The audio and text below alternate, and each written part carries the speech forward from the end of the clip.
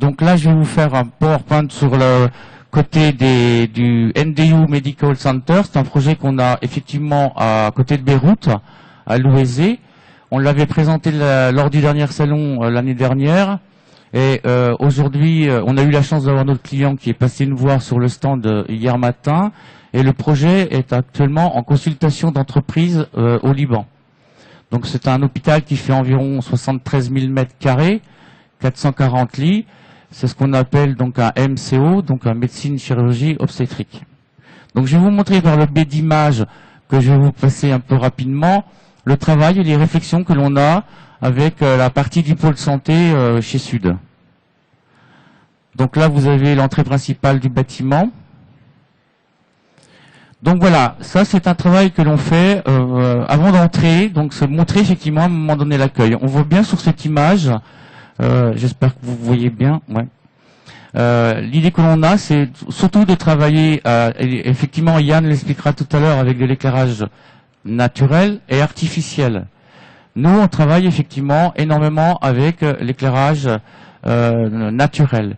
Donc on fait des recherches à la fois sur des matériaux, sur de la décoration, sur des revêtements de sol, ce que vous avez là. L'ambiance qu'on peut donner par rapport à des banques d'accueil, un travail sur les faux plafonds, un travail sur le mobilier que vous voyez en bas à gauche de l'image, ça également c'est important. Travail du bois, travail d'autres choses, d'autres matériaux, qui permet effectivement aussi d'intégrer ce qu'on appelle un peu le design. Une chose importante, on retrouve un peu la même chose et un peu une cohérence concernant la partie des accueils au niveau des unités d'hébergement. Donc à chaque fois, on a à peu près les mêmes traitements pour avoir ce qu'on appelle un repère au niveau de l'hôpital. Toujours un travail de luminaire qu'on encastre, luminaire qu'on suspend ou autre chose qui donne une autre vie à l'hôpital et surtout ça donne un peu l'impression d'être à la maison. Un travail énorme sur les chambres et les salles de bain, puisqu'on travaille surtout sur ce qu'on appelle de la conception maintenant hôtelière. Donc il faut que le patient se retrouve déjà dans un espace à la fois de confort, qu'il soit rassuré, avec un éclairage naturel important. C'est pour ça qu'effectivement tous nos projets ont créé des allèges très basses qui permettent aux patients d'avoir une vue à la fois vers le sol mais également vers le ciel, parce que ça c'est également important. Travail de salle dans la salle de bain, tout en respectant bien évidemment ce qu'on appelle les réglementations PMR, donc personnes à mobilité réduite, travail sur les fauteuils et travail également sur ce qu'on appelle les dessus de lit. Vous le voyez à droite, donc avec des tissus particuliers, des choses que souvent à l'hôpital c'est des draps blancs, c'est des choses très très très agréables. Donc nous on essaye d'apporter quelque chose. Je ne dis pas qu'on détient la vérité universelle, mais c'est des solutions, c'est des propositions. Ça va également dans le cadre de l'innovation de l'ensemble de ces locaux. Les rues intérieures, avec les patios de lumière. Un travail également pour les gens où ils peuvent s'asseoir, se reposer, s'accouder. Toujours un travail sur le matériau. Essayer d'avoir ce qu'on appelle des espaces qui sont complètement différents, qu'on n'a pas l'habitude de voir à l'hôpital, qu'on a plutôt l'habitude de voir ça dans des hôtels. Donc vous voyez, sur cette image, on s'est même permis le luxe de mettre de la moquette, enfin de proposer de la moquette. Donc voilà, c'est des choses. Et toujours aussi ce travail de tissu, etc., etc. Les boutiques, puisque sur le NDU, on a toute une rue centrale qui permet effectivement d'avoir des boutiques. Là, vous avez un travail de décoration également et d'ambiance intérieure, en bois, ça c'est une bibliothèque. Et toute la rue centrale est animée également comme si on allait dans un centre commercial. Donc on n'a pas l'impression d'être à l'hôpital. Pareil, travail avec les chaises, essayer d'amener de la couleur, amener autre chose que ce qu'on peut voir toujours au niveau de l'hôpital. Le salon des familles.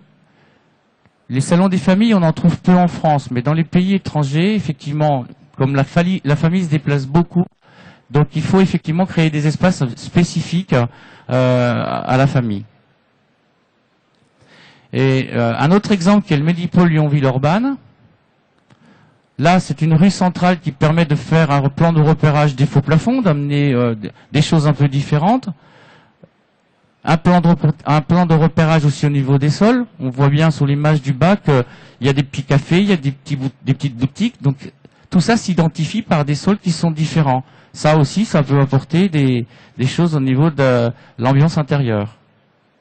Les travaux d'ambiance au niveau des bancs, de l'accueil, pour les patients, pour les visiteurs. Donc là, vous avez plusieurs...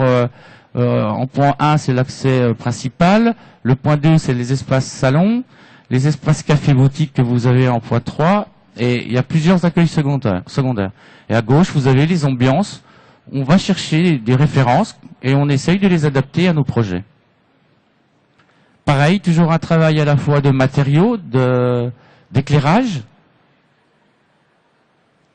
Et une chose un peu intéressante sur ce projet, vous avez ici, le chantier est parti et on va faire ce qu'on appelle un bâtiment témoin pour présenter au maître d'ouvrage comment sera organisé les chambres, les salles de bain, les salles de soins, les blocs opératoires. La partie architecturale du projet sera également faite sur ce pavillon qui est à côté du chantier et permettra de faire un choix avec les matériaux. Et ça, bon, on peut le faire sur des grosses opérations et ça permet au maître de l'ouvrage de se repérer dans les futurs espaces de l'hôpital. Alors là, pareil, je vais passer assez vite. C'est le travail toujours. Alors là, on travaille sur les plafonds, les murs, les sols, le mobilier, les luminaires, évidemment les protections et les salles de bain. Donc je vais vous passer ça assez rapidement. Donc voilà, donc c'est des conceptions un peu différentes. Les conceptions des circulations au niveau des hébergements, qui est très important. Les postes infirmiers qui sont en médecine. Alors ça, les unités salles. Les préparations soins et les retours soins médecine, où c'est des espaces où le personnel soignant, il passe quand même beaucoup de temps, et entre autres pas mal de temps dans la journée. Les box ambulatoires, puisqu'aujourd'hui, ça se définit plus en box ambulatoire qu'en chambre, comme on pouvait le voir à une certaine époque. Les blocs, c'est aussi important. Les circulations des blocs, en donnant des ambiances spécifiques. Les postes infirmiers, ça c'est retour soins chirurgie, comme la partie médecine qu'on a vu tout à l'heure. Voilà. Et après, je vais parler de la signalétique. Oui, justement, Pierrick, quels sont les éléments qui permettent à l'architecte de mieux appréhender la gestion chromatique et la signalétique dans un hôpital? Alors, en restant dans des choses toujours plutôt généralistes, sans non plus vouloir dire que c'est comme ça qu'il faut faire, il est important, à un moment donné, la signalétique dans le milieu hospitalier, il faut que tout le monde puisse se retrouver facilement. Donc, qu'est-ce qu'on fait notre travail? On appelle nous ça de la signalétique directionnelle. C'est guider, accompagner et offrir des repères rassurants aux visiteurs, et ça c'est très important. C'est de qualifier des ambiances en animant nos espaces. Bien évidemment, vous savez qu'en milieu hospitalier, il y a plusieurs flux, donc il faut structurer les flux, hiérarchiser les accès par rapport au pôle de service, et surtout s'adapter aux personnes à mobilité réduite. La signalétique est complémentaire de l'architecture intérieure, c'est-à-dire qu'effectivement, elle se travaille avec le design, comme je disais tout à l'heure, ou avec la conception d'ambiance de banque. Donc cette architecture, on définit les ambiances, le choix des équipements de mobilier. Il faut surtout que ça soit ce qu'on appelle souvent un langage simple, car à l'hôpital est un lieu très complexe. Il faut qu'on arrive à guider à la fois les visiteurs et les patients pour que chacun puisse retrouver ses repères et pour que les déplacements des usagers en soient le plus simplifiés. C'est établir également au départ ce qu'on appelle une charte graphique qui permet effectivement après donc de faire évoluer par la suite cette signalétique à une échelle bien évidemment à la fois du lieu, de l'établissement et des entrées pour les visiteurs. Donc là, après, il y a ce qu'on appelle les directoring de couloir, et après, on appelle ce qu'on appelle les informations contextuelles. C'est-à-dire, en fait, chaque lieu, l'accueil, quand on a des magasins, des fleuristes, etc. Alors, je voulais juste faire une petite parenthèse, parce que là, je suis en train de déborder un peu, et ils vont avoir du mal un peu à suivre tout à l'heure. C'est de parler un peu de la chromatique. La chromatique aussi joue un rôle très important au sein de l'hôpital. Il faut surtout identifier les lieux par rapport à un parcours, comme je disais tout à l'heure. On le fait par la signalétique, mais on le fait également par la chromatique. C'est personnaliser les chambres, c'est-à-dire en fait on varie les couleurs au niveau des chambres, c'est d'identifier les teintes au niveau des chambres, avoir au niveau des ambiances, des langages et des formes, souvent des éclairages naturels, ça a été dit par Monsieur Huette tout à l'heure et ça c'est également important. Le mobilier, les circulations doivent être variées et éclairées naturellement. L'harmonie des couleurs, bien évidemment, des matières, des produits. Et surtout, il faut identifier les lieux par la couleur. Les lieux d'accueil, de circulation, des chambres, des espaces de restauration et des espaces de soins.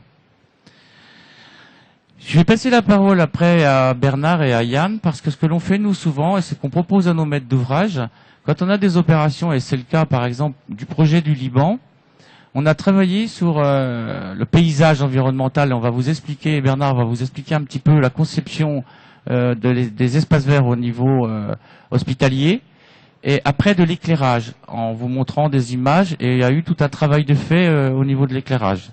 Donc c'est important que nous, en tant qu'architectes, on est architectes, c'est sûr, mais il y a des compétences qu'il faut proposer à nos maîtres d'ouvrage par le biais de coloristes, de designers, de paysagistes et surtout d'éclairagistes. Merci. Alors, Bernard Deporter, vous êtes architecte paysagiste. Dans un projet hospitalier, quelle est la mission du paysagiste engagé par l'architecte ou le maître d'ouvrage? Alors, bonjour à tous et à toutes. La mission du paysagiste, aujourd'hui, elle a beaucoup évolué. Avant, on nous appelait souvent pour cacher, je dirais, cacher la misère. Bon, c'était après que le bâtiment soit construit. Aujourd'hui, on a la chance d'intervenir, pas qu'en milieu hospitalier, mais aussi en milieu, dans différents projets, différents types de projets, d'intervenir en amont sur la conception. Alors, en fait, la mission du paysagiste, elle est, je dirais, en deux étapes. La première étape, à mon avis, c'est de venir recoudre le paysage autour du bâtiment, du projet que l'on va construire. Parce que généralement, il y a un site qui a une histoire naturelle ou urbain, mais en tout cas, il y a un site qui a une histoire et on vient avec un projet qui souvent est assez lourd, assez fort et qui va modifier complètement l'environnement et le paysage du quartier. Donc la première chose à faire, et on peut regarder ça sur Melun, voilà. Là, on intervient sur la clinique de Melun, non pas sur le CHU, mais sur la clinique. Et c'est un bon exemple puisqu'il y a une double intervention. Il y a l'intervention sur un projet qui est fait par un confrère, donc le CHU de Melun, qui constitue 2/3 de la partie droite sur l'écran. Et puis le tiers gauche, c'est la clinique sur laquelle on travaille. Et donc sur ce plan masse, vous voyez qu'il y a une cohérence au niveau du paysage. On a travaillé en association avec le confrère paysagiste de l'autre équipe pour avoir un plan masse harmonieux et qui soit cohérent. Voilà. Donc on essaie de s'incruster dans ce site et de recoudre l'ensemble autour de ces bâtiments nouvellement construits. Alors ça comprend les bâtiments, ça comprend les espaces extérieurs, les parkings, les circulations, etc. Et donc pour le visiteur, comme pour l'utilisateur d'ailleurs, c'est important qu'il y ait des espaces aménagés autour des nouvelles constructions, de manière à ce que, dès le départ, on soit accueilli, on soit dans un environnement agréable et si possible, vert et naturel. Voilà, donc vous avez quelques images qui vous montrent que sans ce paysage qui a été imaginé, conçu, planté autour de ces bâtiments, l'environnement ne serait pas le même. On a essayé d'adoucir en fait et d'accompagner, d'habiller le bâti avec un projet paysager qui donne l'impression qu'il a toujours existé. Voilà, quelques vues toujours du CHU de Melun. Ensuite, oui, alors, un projet hospitalier nécessite-t-il une approche urbanistique différente d'une approche classique liée à tout autre projet incluant une insertion paysagère?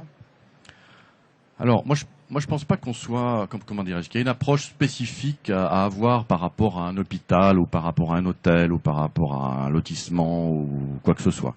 On a une approche nous, assez généraliste, comme je le disais, qui consiste en plusieurs étapes.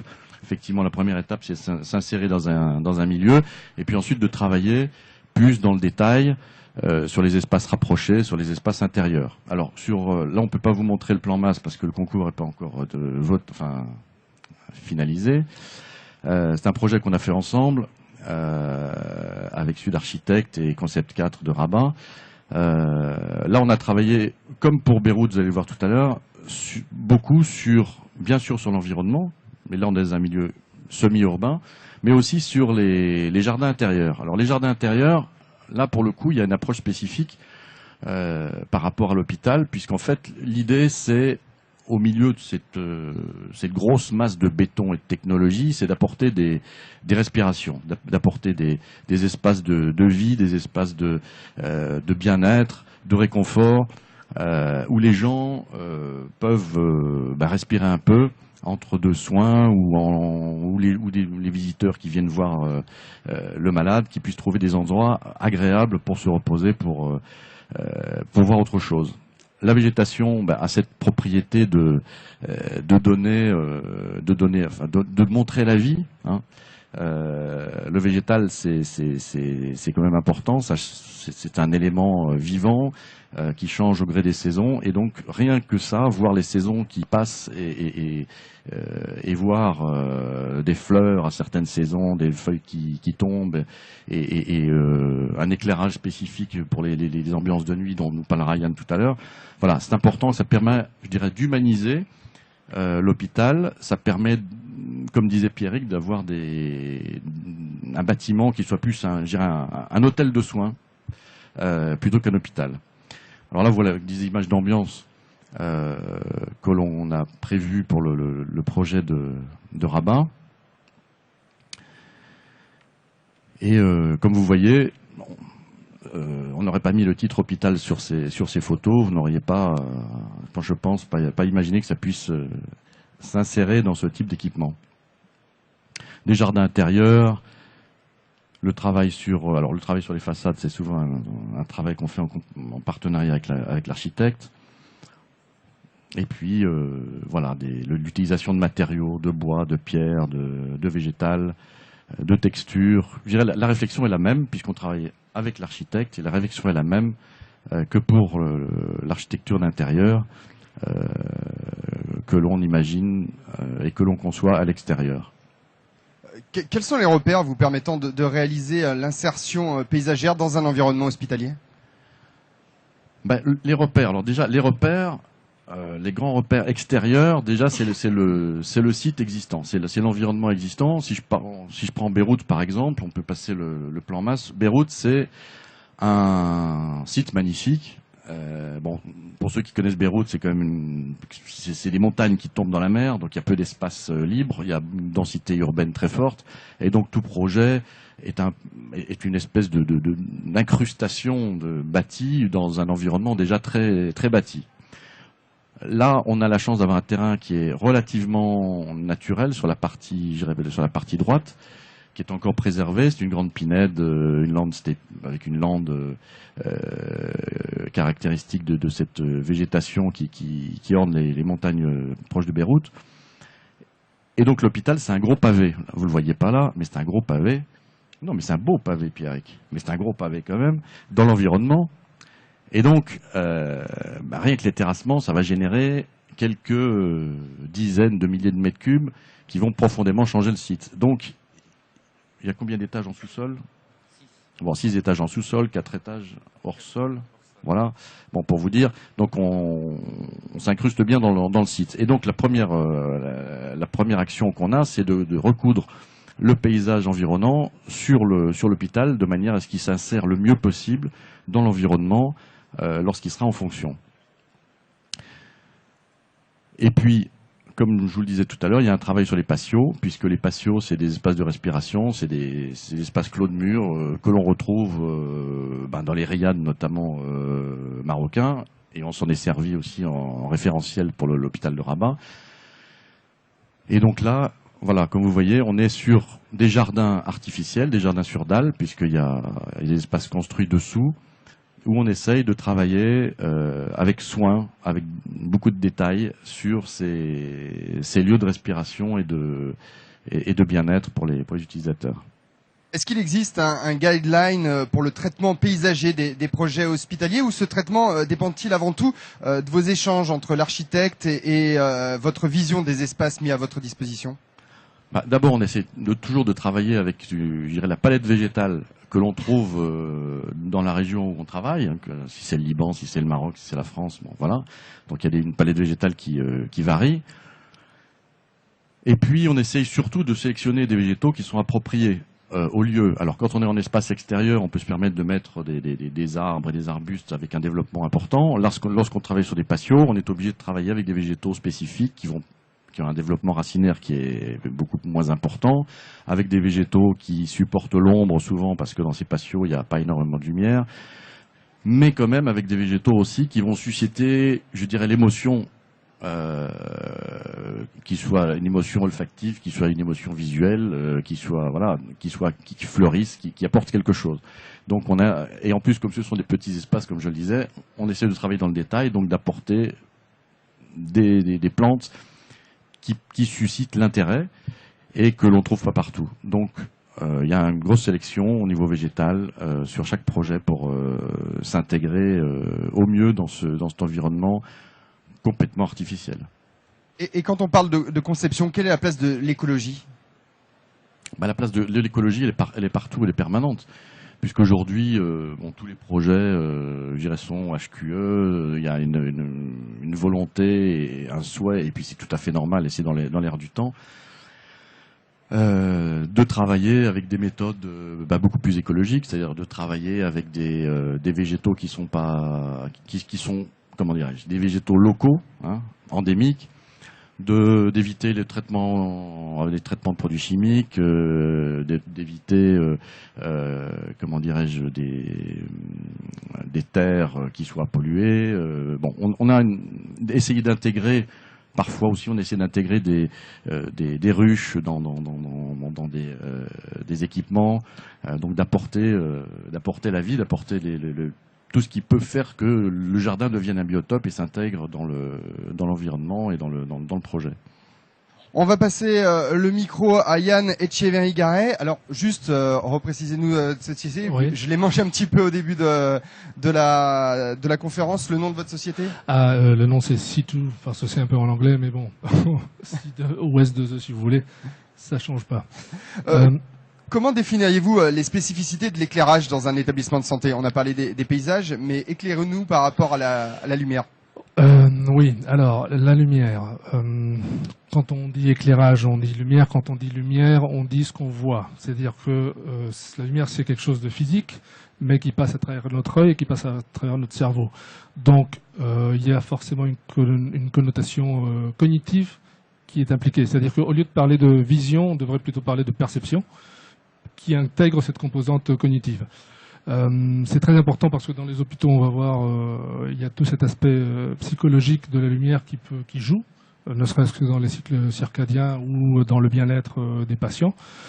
Mais bon, disons que la lumière, il y a l'aspect physique qu'on va traiter dans les luminaires, dans les normes, dans les niveaux d'éclairement et surtout dans toute la partie fonctionnelle. Mais dès qu'on rajoute le système visuel, l'œil, c'est là où ça devient physiologique pour finir finalement dans le cognitif. Dans le cognitif, c'est très intéressant parce que ça varie forcément selon les différentes cultures. Donc c'est pas pareil éclairé c'est dans un endroit où les gens ont certaines habitudes, un historique ou un vécu. C'est pas pareil dans des pays méditerranéens comme au Liban ou quand on fait des projets à Saint-Pétersbourg où il y a de la neige, bon bref. Tout ça pour dire que quand on parle de lumière, il y a tout l'aspect psychologique de la lumière qui doit être pris en compte. Donc sur ces aspects psychologiques, il y a le côté du bien-être qu'on va voir par rapport à ce que disait Pierrick tout à l'heure, d'essayer de casser l'aspect aseptisé des hôpitaux. Mais il y a aussi l'aspect, comment dire, de donner un rythme, c'est-à-dire l'apport de la lumière naturelle dans un hôpital, aujourd'hui en croissance et surtout dans le projet du Liban qu'on va voir tout à l'heure, joue, disons, sur le fait que les gens, surtout pour les gens qui travaillent aussi, ou les gens qui sont dans un long séjour, ne savent plus tellement, perdent un peu leur repère. Donc, pour améliorer cette sensation de bien-être, il y a bien sûr toute la partie ambiance, mais il y a aussi la partie de faire attention au cycle jour-nuit, aux températures de couleur qui vont avec. C'est-à-dire que le matin, on utilise plutôt des teintes chaudes, le soir plutôt, aussi des teintes chaudes, à midi plutôt des teintes froides. Avant, on ne pouvait pas vraiment faire ça parce que c'était un peu complexe. Aujourd'hui, avec les technologies LED, avec les changements de couleur, il y a des luminaires qui commencent à pouvoir intégrer ça d'office. Bah, c'est quand même génial parce que du coup, on peut répondre à des nouvelles problématiques qui avant n'avaient pas lieu. Donc, ça, c'est pour réduire. Je suis perdu sur la question. Non, c'était pour réduire le stress d'un patient ou d'un praticien. Comment la lumière, justement, peut-elle contribuer à cette réduction du stress? Alors, la réduction du stress, quand on rentre dans un hôpital, il y a déjà, comme je disais, il y a la famille, il y a le patient, il y a une multiplicité de fonctions. Donc, d'un côté, il y a tout l'aspect, c'est-à-dire il y a la double fonction dans un hôpital, aussi comme dans un hôtel, il y a un travail, un service qui est donné, et il y a une personne qui est là pour séjourner, on va dire. Donc, le bien-être, il est donné d'un côté par la partie ambiance, ce qui est notamment vrai dans les espaces où on est accueilli, par exemple à l'accueil ou dans les chambres. Il y a des espaces où il faut plutôt travailler, où il faut plutôt prioriser les aspects sécuritaires. Bon, évidemment, un bloc opératoire où il faut bien voir pour que le médecin puisse travailler, ou même la circulation, où quand même il y a des facteurs de risque, puisqu'il y a beaucoup de mouvements. Ce sont des zones un peu intermédiaires. Donc, autant dans des endroits comme ça, le bien-être, on ne peut pas tellement jouer sur la lumière, parce qu'il faut quand même rester avec de la lumière uniforme. Mais par contre, on peut jouer sur les matériaux, sur la texture, en tout cas casser un peu cet aspect stérile qu'on a de l'hôpital. C'est assez amusant parce que les seuls endroits où on voit que les gens osent casser la stérilité de l'hôpital, c'est plutôt dans les trucs pédiatriques où on joue avec de la couleur, avec des matériaux. Alors que je ne vois pas pourquoi on ne pourrait pas faire la même chose dans un hôpital. On a tendance à voir que toujours c'est blanc, la lumière accompagne. Mais bon, la lumière, malheureusement, elle doit être blanche à quelques impératifs. Et je crois que c'est là où les matériaux prennent plus valeur. Parce que de toute façon, la lumière, elle éclaire quelque chose. C'est-à-dire, on voit ce qui est éclairé par la lumière. Donc, il y a le concept d'écran. C'est-à-dire, les matériaux et la lumière doivent être conçus ensemble. Et c'est là où tout le travail que disait Pierrick tout à l'heure, de humanisation des hôpitaux, de commencer de se sentir un peu plus comme un hôtel de soins, comme on disait tout à l'heure, et de commencer à traiter ces espaces de façon plus chaleureuse, c'est-à-dire moins aseptisée. Pour revenir au bien-être, maintenant sur des aspects plus physiologiques, il y a cet aspect d'ambiance lié à la décoration, mais il y a aussi l'aspect bien-être des teintes, c'est-à-dire que là où c'est un peu complexe dans l'hôpital, c'est-à-dire qu'il faut toujours cet équilibre entre fonction et utilisation. C'est-à-dire que le patient, on voudrait bien pouvoir lui donner plus de contraste parce que la norme, on va dire, ou le standard dans les hôpitaux, c'est éclairer uniforme pour que tout soit bien, pour s'assurer qu'il n'y ait pas d'accident. Mais en même temps, c'est un peu ce qui nous donne cet aspect un peu triste ou stressant, où on se sent un peu mal à l'aise dans des hôpitaux qui viennent déjà avec une charge de la propre raison pourquoi on est à l'hôpital. Donc, pour essayer de casser tout ça, ou en tout cas rassurer, réduire le stress, on joue sur les teintes, sur les couleurs. Mais bon, jusqu'où, c'est là un peu où on intervient. Il faut essayer de calibrer un peu peut-être pas dans des circulations, peut-être la jouer plutôt sur les matériaux, mais quand même créer des zones de différentes intensités, même pendant la journée peut-être monter avec des niveaux lumineux très très forts pour que ça soit pas tout à fait plat. C'est-à-dire le problème des hôpitaux, c'est qu'aujourd'hui on a l'impression que c'est plat. Et c'est vrai, c'est plat. Donc la lumière, elle peut jouer, elle aide, elle accompagne l'architecture, et il faut justement créer ces ambiances en jouant sur la teinte, sur les intensités, sur voilà, et sur les systèmes de contrôle. Ce qu'aujourd'hui on peut faire.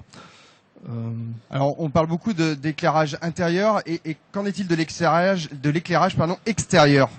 Notamment, comment vous avez mis en valeur l'éclairage de l'hôpital du Liban, si on peut prendre cet exemple. Oui, alors, pardon, juste pour finir, j'en parlerai maintenant sur l'éclairage extérieur. Alors, sur l'éclairage extérieur, la fonction, elle est quand même plus basique.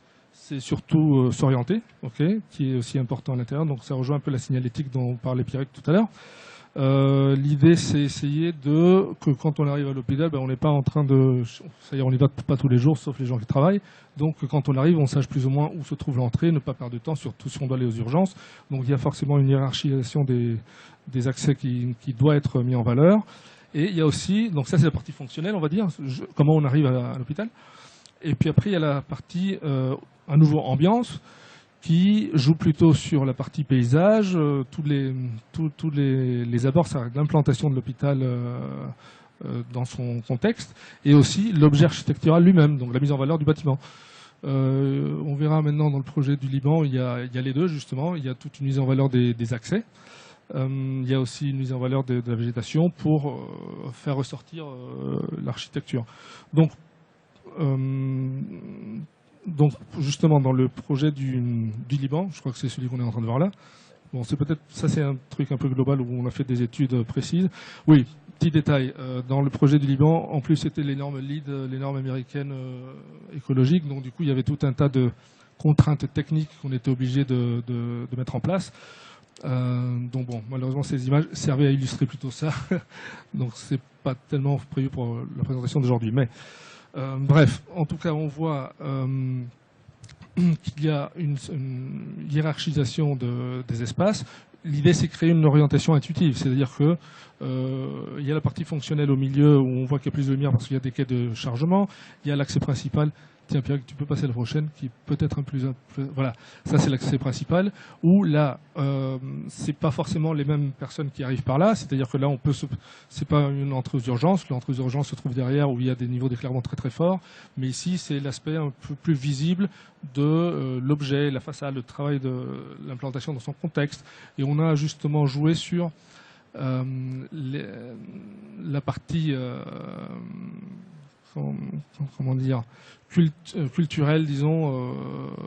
C'est-à-dire, on a repris tout le travail qui a été fait par Sud sur les jeux d'ombre et de lumière, le côté un peu moucharabier, et on a justement joué là-dessus pour créer un accès, disons, intéressant. Tu peux passer à la prochaine, s'il te plaît ? Voilà. Donc il y a tout cet espace d'accès principal où on a reproduit l'effet du jour du moucharabier par terre en mettant quelques projecteurs, où il y a tout un accès, on veut dire un peu en procession si on veut, pour y arriver, mais c'est clair que l'accès ressort. Et puis au fond, bon, il n'y a pas d'image pour représenter ça, il y a quelques arbres où aussi on a repris et on joue sur les jeux d'ombre et de lumière dans les contrastes.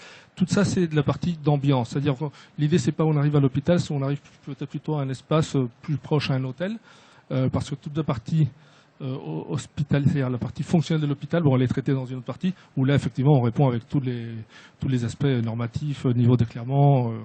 Mais disons que on croit que dans tous les hôpitaux aujourd'hui, la partie fonctionnelle, elle a évolué avec le temps. Donc elle s'est adaptée en technique, en normes et tout ça. En revanche, toute la partie d'ambiance, elle a été laissée un peu de côté. Et c'est ça ce qu'on veut remettre un peu sur la table comme discussion. Et c'est ça ce qu'on a surtout travaillé sur ce projet. Voilà, ça c'est les patios. Alors ça contribue aussi, même ça fait partie de l'extérieur, ce sont des patios, mais c'est perçu de l'intérieur. C'est ce que disait Bernard tout à l'heure. ce sont des puits de lumière très importants, et comme le volume c'est un gros bloc, joli mais gros bloc, on perd la notion du temps dedans, en tout cas pour les longs séjours, pour les gens qui travaillent. Donc il y a toujours ces puits de lumière qui nous redonnent un repère, un peu le contact avec l'extérieur. Étant donné que les puits sont extrêmement profonds, vers la partie basse, on a voulu, parce que l'apport de lumière naturelle serait presque perdu un peu, en tout cas il y en a une petite partie qui arriverait, on a dû renforcer donc avec de l'éclairage artificiel, mais en suivant un peu les consignes de l'éclairage naturel. Donc là les deux faisceaux, c'est justement pour jouer là-dessus. Pendant la journée, c'est plutôt le faisceau de lumière du jour, une couleur froide qui prend dessus, avec une petite mise en valeur décorative en bas, et puis vers le soir, celui-là il s'estompe et c'est plutôt le faisceau chaud qui prend dessus, parce que on va dire depuis la nuit des temps, c'est-à-dire pourquoi on aime le chaud et pourquoi on aime le froid pendant le jour, c'est comme ça qu'on est habitué, c'est-à-dire que il y avait la bougie le matin ou le soir, et pendant la journée il y a la lumière du soleil, que même si le soleil a l'air chaud, en fait c'est la lumière très très froide. Donc pendant la journée, on utilise ce qu'on appelle lumière du jour, c'est du 6500 degrés Kelvin, plus ou moins, bon, ça varie. Et c'est tout aussi vrai dans des bureaux. Si vous demandez à quelqu'un quelle couleur vous préférez, pendant la journée, il va vous dire la lumière froide, et la nuit, il va vous dire la lumière chaude. Donc voilà, aujourd'hui, on peut jouer sur les deux, avec les nouvelles technologies, avec les LED, avec des systèmes de contrôle et les automatisations. Et c'est ce qu'on a fait ici dans ces patios pour créer de l'ambiance, donner des repères, tout ça pour accentuer un peu le bien-être. Merci beaucoup, il est temps de conclure cette conférence. Merci à tous pour votre présence aujourd'hui sur ce village des architectes. Merci à tous également pour avoir assisté à cette conférence.